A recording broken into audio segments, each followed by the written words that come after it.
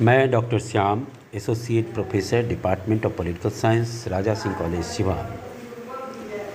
लोक प्रशासन के अंतर्गत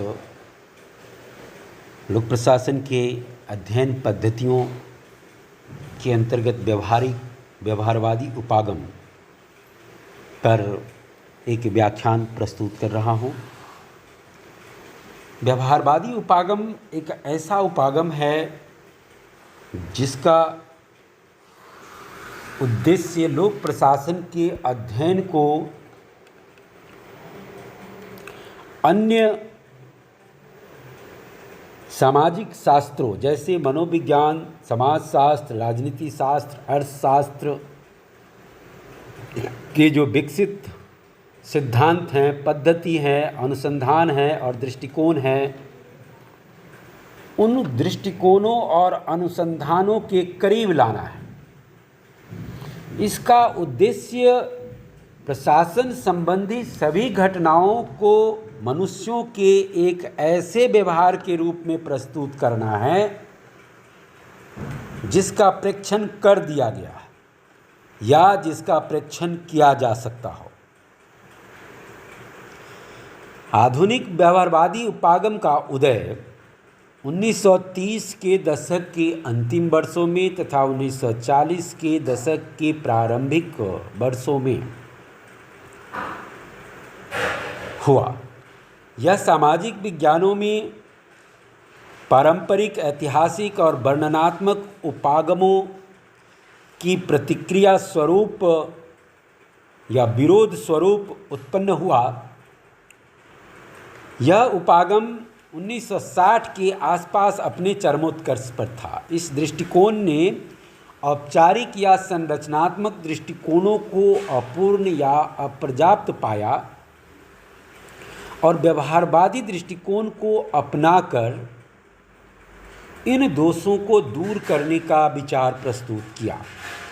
इसके अनुसार लोक प्रशासन के अध्ययन में इस बात पर विशेष रूप से ध्यान दिया जाना चाहिए कि प्रशासनिक संगठन में मानवीय व्यवहार कैसा है या कैसा होना चाहिए या किस प्रकार का है और विभिन्न प्रकार के संगठन किस प्रकार अपनी गतिविधियों को संचालित करते हैं। यह एक आनुभविक विचारधारा है जो सांगठनिक व्यवहार के अंतर्गत उन सभी मानवीय गतिविधियों पर विचार करती है जो प्रशासन के लिए आवश्यक मानी जाती है। David Easton, Robert Dahl, Catlin तथा हर्बर्ट साइमन आदि विचारक इस विचारधारा के प्रतिपादक माने जाते हैं, जिसमें हर्बर्ट साइमन का सामाजिक प्रणाली स्कूल सबसे महत्वपूर्ण उपलब्धि है। स्कूल ऑफ सोशल सिस्टम ये सबसे प्रमुख है। यह संगठन में उत्पन्न समस्याओं को सामाजिक मनोवैज्ञानिक संदर्भ में देखने की कोशिश है तथा संगठन को निर्णय करने वाली संस्था मानते हुए लक्ष्य संगठन के स्थान पर प्रक्रिया संगठन पर अधिक जोर देते हैं। यानी लक्ष्य की जगह प्रक्रिया बिहेवियरल ऑर्गेनाइजेशन बनाने पर ज़्यादा जोर दिया जाता है। इस दृष्टिकोण या उपागम की मूल मान्यताएं इस प्रकार हैं। पहला, इस दृष्टिकोण के अनुसार संगठन की औपचारिक संरचना मानवीय व्यवहार द्वारा प्रभावित होती है। यानी ये जो दृष्टिकोण है व्यवहारवादी दृष्टिकोण, इसके अनुसार संगठन की जो औपचारिक संरचना है वो मानवीय व्यवहार द्वारा प्रभावित है। व्यवहारिक उपागम संगठन के गहन अध्ययन पर जोर देता है। यह संगठन के गहन अध्ययन पर जोर देता है। इसके लिए जरूरी है कि अध्ययन की इकाई व्यापक न होकर लघु होनी चाहिए। तीसरा, व्यवहारवादी विज्ञान की विस्तृत प्रणाली जैसे प्रयोग, वर्गीकरण, विश्लेषण, सत्यापन आदि को लोक प्रशासन व संगठन के सिद्धांतों के लिए उचित, उपयोगी और व्यवहारिक मानते हैं। व्यवहारवादी विज्ञान की विस्तृत प्रणाली जैसे प्रयोग, वर्गीकरण, विश्लेषण, सत्यापन आदि को लोग प्रशासन व संगठन के सिद्धांतों के लिए उचित और व्यवहारिक मानते हैं। चौथा है संगठन संबंधी ज्ञान की समग्रता एवं सच्चाई उसके संदर्भ से जुड़ी हुई है। इसमें राजनीति शास्त्र, समाज शास्त्र, मनोविज्ञान आदि विभिन्न घटक हैं। ये व्यवहारवादी पद्धति इसकी अंतर्निर्भरता और अंतर संबंधी ज्ञान की एक समन्वित दृष्टि है। ये जो व्यवहारवादी पद्धति है इसकी अंतर्निर्भरता और अंतर अध्ययन संबंधी ज्ञान एक समन्वित दृष्टि जो प्रशासन को अंतरशास्त्रीय मानता है। पांचवा है व्यवहारवादी उपागम व्यक्ति पर जोर देता है। वह उसकी अभिप्रेरणा से संबंधित यथार्थवादी खोज, निर्णय प्रक्रियाओं और सत्ता में भागीदारी की प्रवृत्ति पर आधारित होता है। छठा, इस उपागम के द्वारा किसी भी संगठन में कार्यरत सदस्यों के मध्य अनौपचारिक संबंधों और संप्रेषण पर जोर दिया जाता है।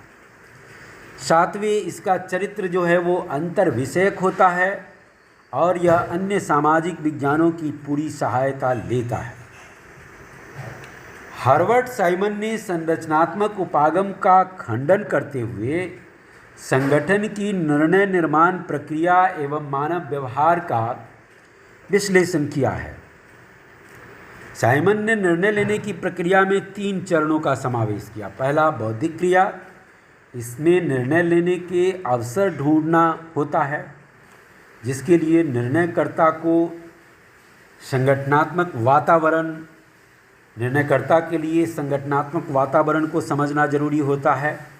दूसरा चरण संरचना क्रिया है जिसमें किसी कार्य को करने के लिए विभिन्न विकल्पों का विकास सम्मिलित है जिससे प्रत्येक विकल्प के गुण दोष निर्णयकर्ता को निर्णय करने से पहले ही पता चल जाता है। तीसरा चरण चयन क्रिया है जिसमें निर्णयकर्ता को संगठन के उद्देश्यों को ध्यान में रखते हुए उचित विकल्पों में से एक सटीक विकल्प का चयन करना होता है। इस प्रकार से निष्कर्षतः हम ये कह सकते हैं कि व्यवहारवादी उपागम जो है वो सभी प्रकार के मानवीय व्यवहार एवं प्रशासनिक समस्याओं का संगठन के अध्ययन का सार है जो अपनी व्यवहारिक कुशलता व तकनीकों के सहारे संगठनात्मक विकास करता है। ये जो पिछली कक्षा में हम लोगों ने अध्ययन किया था मानव संबंध उपागम, और मानव संबंध उपागम में भी ये कहा गया कि तकनीकी व आर्थिक पहलुओं की अपेक्षा मानवीय स्थितियों पर ज़्यादा